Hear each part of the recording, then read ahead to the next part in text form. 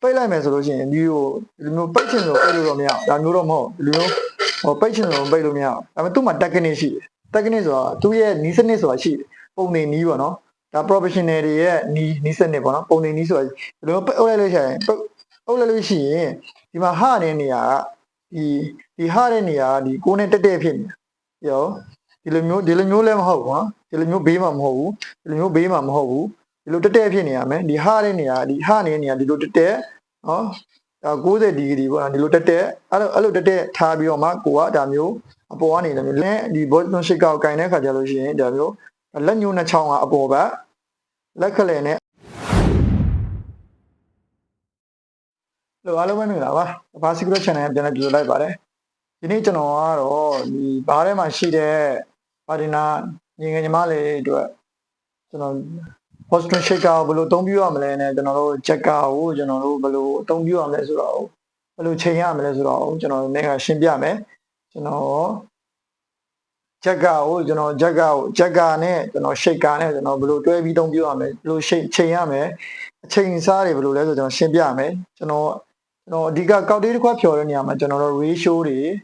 ကအရေးကြီးတယ်အချိန်ရှာတွေအတိုင်းအတာတွေဘယ်လိုလဲဆိုတော့သိတာဖို့လိုအပ်တယ်ကောက်တေးနော်အရသာကောင်းတဲ့ကောက်တေးတစ်ခုထွက်ဖို့ဆိုလို့ရှိရင်ကျွန်တော်တို့ ratio ကအရေးကြီးတယ် ratio ကအရေးကြီးတယ်ပြီးလို့ရှိရင်ကျွန်တော်တို့အတိုင်းအတာအချိန်ရှာတယ်အရေးကြီးတယ်ကျွန်တော်တို့ on လို့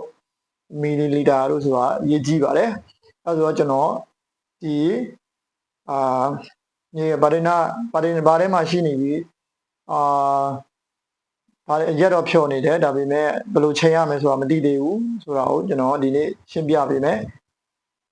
အဲဆိုရင်ကျွန်တော်တို့ဒီဘားထဲမှာရှိတဲ့ဒီဂျက်ကကိုကျွန်တော်ဂျက်ကလို့ခေါ်တယ်ဗောနော်ဒီဂျက်ကကိုဘယ်လိုချိန်ရမလဲဆိုဒီဂျက်ကမှာကျွန်တော်တို့ထိတ်မှာဒီကျွန်တော်တို့30လို့ရေးထားတယ်ပြီးလို့ရှိရင်1 on o set ဗောနော် on လို့ခေါ်တယ်ဒါအောင်စဗောနော်1အောင်စ30 ml ဒါကိုကျွန်တော်တို့အလွယ်ပေါ့နော်ဒါကိုကျွန်တော်တို့ဒါကိုအသေးစိတ်ပြောရမယ်ဆိုလို့ရှိရင်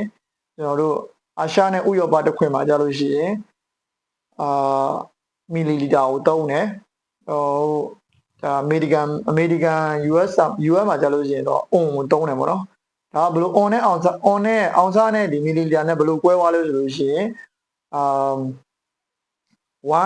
on မှာပေါ့နော်အောင်စမှာ1 on လို့ပြောလို့ရှိရင်အတိအကျတွက်မယ်ဆိုလို့ရှိရင်1 on ဆိုလို့ရှိရင်29.5735ပေါ့နော်ဒါလောက်1 on ဆိုလို့ရှိရင်29.5935မီလီလီတာရတယ်အတိအကျဆိုလို့ရှိရင်ပေါ့ဒါကိုနောက်ပိုင်းမှာဒီဘာ standard တွေကနေပြီးတော့ဒါ round up လုပ်ပြီးတော့သူပြန်လဲချိန်ညှိပြီးတော့ round up လုပ်ပြန်လဲချိန်ညှိပြီးတော့ဒီဂျက်ကာတွေမှာခဏနံပါတ်ကြီးတတ်မှတ်ပေးလိုက်တယ်1 on ဆိုလို့ရှိရင်30မီလီလစ်အဲ့လိုတတ်မှတ်ပေးလိုက်တယ်ဒါအဓိကပြောရမယ်ဆိုလို့ရှိရင်ဒါ ratio နဲ့လာမယ်ဆိုလို့ရှိရင် ratio ဆိုလို့ရှိရင်ဥပမာ1/2တို့1တို့1/4တို့3/4တို့ဒါတွေမပြတာပြီမယ်ဒါဒီအပေါ်မှာမကြည့်မပြတာပြီမယ်ဒါအပေါ်အရှိဆုံးဟာ ratio လဲမှာကon နောက်မှာကျတော့မီလီလီတာပေါ့နော်အဲ့ဒါကိုဘယ်လိုချိန်ရလဲဆိုတော့ဥပမာရှင်းပြလာတယ်ဒါတော့ရှင်းပါတယ်ဒီဂျက်ကမှာကျွန်တော်တို့ဒီမှာစာလုံးလေးတွေပါတယ်ဒီဂျက်ကရဲ့အထဲမှာပဲဖြစ်အပြင်မှာပဲဖြစ်ကဏ္ဍတွေနံပါတ်တွေပါတယ်အဲ့ကဏ္ဍရဲ့နံပါတ်တွေကကျွန်တော်အတိအကျဒါက30 45 20အဲ့လို60ပေါ့နော်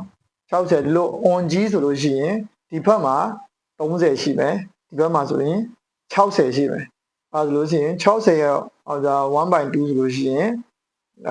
60 1/2ဆို30ပေါ့နော်30ပြီးလို့ရှိရင်အထဲမှာကသူတို့ဒါ round up လောက်တာပြီးဒါတိုင်းတာပြီးဒါဟာဆိုလို့ရှိရင်သူတို့ကအထဲမှာမီလီတာရေးပြီးတော့ပြင်မှာ on ဆိုပြီးရေးထားတယ်ဒီမှာဟုတ်လားပြင်မှာ on လို့ရေးတယ်အထဲမှာဒီမှာထဲမှာမီလီလီတာလို့ရေးတယ်အဲဒီမီလီလီတာရေးထားတယ်အထဲမှာအပြင်မှာ on လို့ရေးတာ on နဲ့လီတာကိုကျွန်တော်တို့ one ratio ပေါ့နော် ratio 111ဆိုလို့ရှိရင်ဒါ111 ratio ဆိုလို့ရှိရင် 30မီလီမီတာတို့မှတ်လို့ရတယ်အဲ့ဒါကောက်တေးဖြော်တဲ့နေရာမှာ ratio တွေကအရေးကြီးတယ် ratio မှန်ကန်မှာကောက်တေးရတာတိကျမှုမှန်ကန်မှုရှိမယ်အဲဆိုတော့ဂျက်ကာကိုကင်တဲ့နေရာမှာကျွန်တော်ဒါမျိုးပေါ့နော်ဒီလိုမကင်ရအောင်ပေါ့ဒီလိုလည်းမကင်ရအောင်ဒီလိုလည်းမကင်ရအောင်ဒီလိုလည်းမကင်ရအောင်ကျွန်တော်ကင်တဲ့နေရာမှာဂျက်ကာကိုကင်တဲ့နေရာမှာဒါမျိုးကင်ရတယ်ကျွန်တော်တို့လက်ညိုးနဲ့လက်ခလဲနဲ့ကြားမှာဒီဂျက်ကာရဲ့အလေကိုကင်ပြီးတော့လက်မလေးနဲ့ထိန်းပေါ့နော်ကျွန်တော်တို့ဒီလိုလောင်းတဲ့ခါကျရင်ဘယ်လိုပဲလောင်းဖူးဝါလောက်တဲ့ခါကျရင်ဘယ်လိုပဲလောင်းလို့ရတယ်ဒါပေမဲ့ကင်တဲ့နေရာမှာကျတော့ကျွန်တော်တို့ဒီလက်ညိုးနဲ့လက်ခလဲကိုဒီကြားထဲမှာညှက်မယ်လက်မကိုဒီလိုညှက်မယ်လို့ရှိရင်ကျွန်တော်တို့ရှိတ်ကာပေါ့နော်ရှိတ်ကာတွေကိုဒီလိုပဲထည့်ဒီလိုပဲထည့်ဒီလိုပဲဒီလိုပဲထည့်ဒီလိုပဲနော်ဒီလိုပဲထည့်ဒီလိုပဲနော်ဒါကိုရှိတ်ကာကင်နေကြရတယ်ဒါရှိတ်ကာဂျက်ကာရဲ့ကျွန်တော်ဒါမှရှိတဲ့အတိုင်းဒါကိုကျွန်တော်ပြောပြသွားတာဖြစ်ပါတယ်နားလည်မယ်လို့ထင်ပါတယ်ရှိတ်ကာပေါ့နော်ရှိတ်ကာကင်နီးကတော့ရှင်းပါတယ်ရှိတ်ကာကတော့ဒီမှာရေခဲမရှိတော့မပြပြတော့ဘူးဒါကိုကျွန်တော်ဒီလိုပုံစံကိုဒါ Boston Shaker လို့ခေါ်တယ် Boston Shaker အကြီးတစ်ဖက်အသေးတစ်ဖက် Boston Shaker ဒါတချို့ Boston Shaker တွေမှာ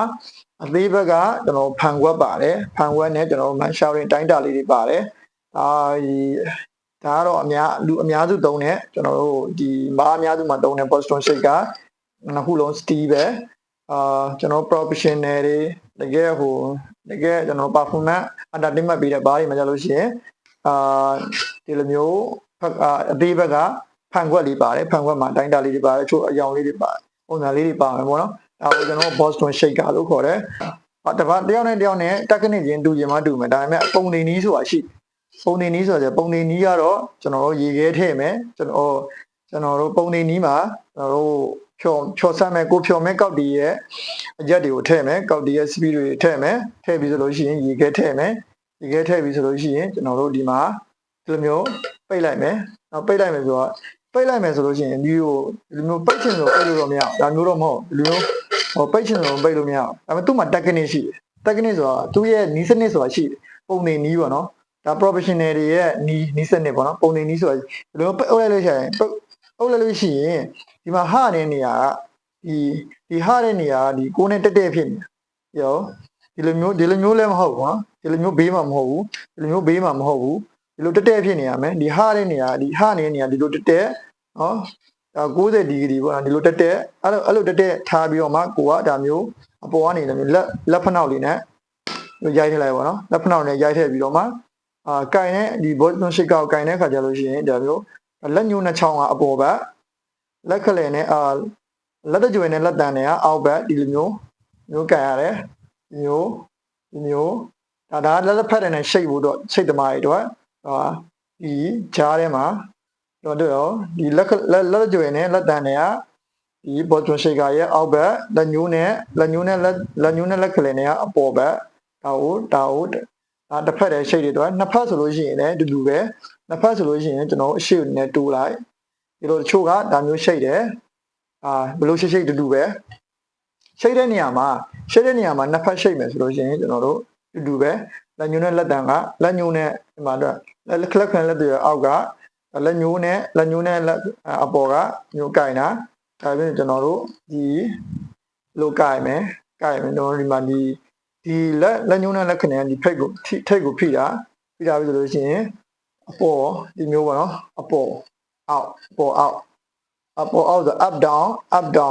down up two step out down two step up down upမှာကျွန်တော်တို့ကစိတ် quickly ပေါ့နော်ရှိတ်တဲ့နေရာမှာ16စက္ကန့်အောင်ရှိတ်ပေးရတယ်ပေါ့နော်16စက္ကန့်အနည်းဆုံးရှိတ်ပေးရတယ်မဂါရီတာတို့ပါလို့ဆိုလို့ရှိရင်ဖူးရှိတ်ပေးရတယ်ဟာရှိတ်ဆိုလို့ရှိရင်ဒါတဝက်ဟာရှိတ်ပေးရတယ်ဟာရှိတ်ဆိုလို့ရှိရင်ကျွန်တော်15စက္ကန့်အောင်ရှိတ်ပေးရတယ်ရှိတ်နေမှာဒါရေရှိတ်တယ်ဆိုတော့ကျွန်တော်ဒါကောက်တေးတွေကိုရေခဲထည့်ပြီးတော့ရှိတ်ရတဲ့အကြောင်းကြီးကတော့ကျွန်တော်အရက်နဲ့ကျွန်တော်ချပောင်ပစ္စည်းတွေ side rail တို့ဘာလို့မြတ်တော့ရေခဲနဲ့ကျွန်တော်ရေခဲကလည်းအရမ်းပျော်သွားလို့မရအောင်ရေခဲဒီထဲမှာရေခဲထည့်ပြီးတော့ရေခဲကိုဒီမျိုးရှိတ်ဒါကျွန်တော်ကောက်တေးတွေကိုနှံ့သွားအောင်ကျွန်တော်ရှိတ်စမှုဖြစ်အောင်လေပတ်တော့ဒီရေခဲဒီမှာလေပတ်မှုဒီထဲမှာလေပြီးတော့ဒီလိုမျိုးသွားမှာကိုကမျိုးup down လိုပဲဖြစ် up down ပဲတူပဲပြန်ပြီးတော့ဖြုတ်တဲ့နေရာမှာလည်းဘယ်လိုပဲဖြုတ်ရ